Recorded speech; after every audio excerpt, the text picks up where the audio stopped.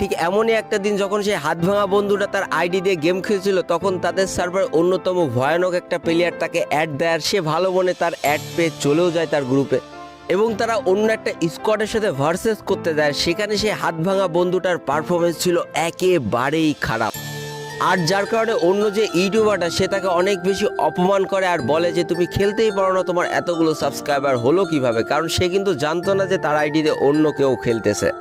আর এই অপমান এবং কষ্টটা সহ্য করতে না পেরে সে একেবারে এই গেম খেলা ছেড়ে দেওয়ার সিদ্ধান্ত নিয়ে ফেলে। কিন্তু এই ব্যাপারটা আবার দ্বিতীয় যে বন্ধুটা সে কিন্তু জেনে ফেলেছিল, আর এই জিনিসটা দ্বিতীয় বন্ধুটার অনেক খারাপ লেগেছিল যে একটা 2 মিলিয়নের ইউটিউব চ্যানেল তার বন্ধুকে এত অপমান করলো সামান্য খেলা পারলো না বলে। এটার জন্য সে 2 মিলিয়নের সেই ভয়ঙ্কর প্লেয়ারটারে চ্যালেঞ্জ দিয়ে বসে, ওপেন চ্যালেঞ্জ অন ভার্সেস।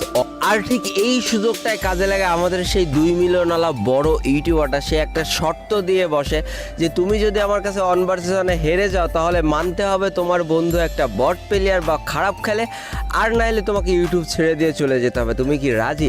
আর ঠিক ওই রাগের মুহূর্তে আমাদের সেই বন্ধুটাও কিন্তু রাজি হয়ে যায় যে হ্যাঁ আমি ঠিক খেলবো, কোনো সমস্যা নেই, এবং তাদের কাস্টমের লড়াইটাও শুরু হয়ে যায়। কিন্তু এটা শুধুমাত্র একটা লড়াই ছিল না, এটা লড়াই ছিল ইজ্জতের লড়াই, এটা লড়াই ছিল একটা বন্ধুত্বের লড়াই। তবে ভাগ্য সেদিন ওই বন্ধুত্বের মর্যাদাকে টিকিয়ে রাখতে পারেনি, সে 6-5-এ হেরে যায়।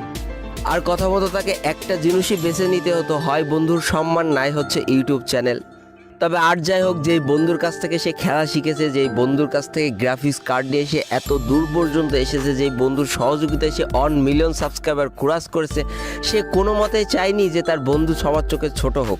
তাই সে জীবনের সব থেকে বড় একটা ডিসিশন নিয়ে ফেলে, সে ইউটিউবটাকে বিদায় দেবে বলে সিদ্ধান্ত নিয়ে ফেলে। তবে তার বন্ধু কখনোই চায়নি যে সে ইউটিউবটা ছেড়ে দিক শুধুমাত্র তার সম্মান রক্ষার্থে। সে বলেছিল যে তুমি ইউটিউবটা কন্টিনিউ করো, আমি ফ্রি ফায়ার জগৎ থেকে চলে যাচ্ছি।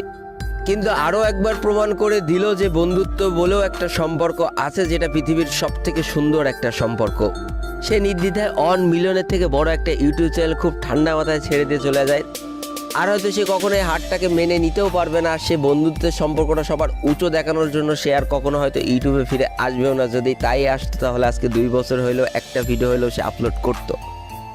আর তোমরা সকলেই জানো 1 মিলিয়নের বেশি সাবস্ক্রাইবার একটা ইউটিউব চ্যানেল থেকে মিনিমাম কত টাকা কামানো যায়। সবাই বলে না যে টাকাই জীবনের সব, টাকা থাকলে সব হবে, টাকা থাকলে সব সুখ কেনা যাবে। আসলে টাকার উপরেও যে একটা সম্পর্ক আছে সেটা হচ্ছে বন্ধুত্ব, সেটা আজকের গল্পটা থেকে আমরা বুঝতে পারলাম।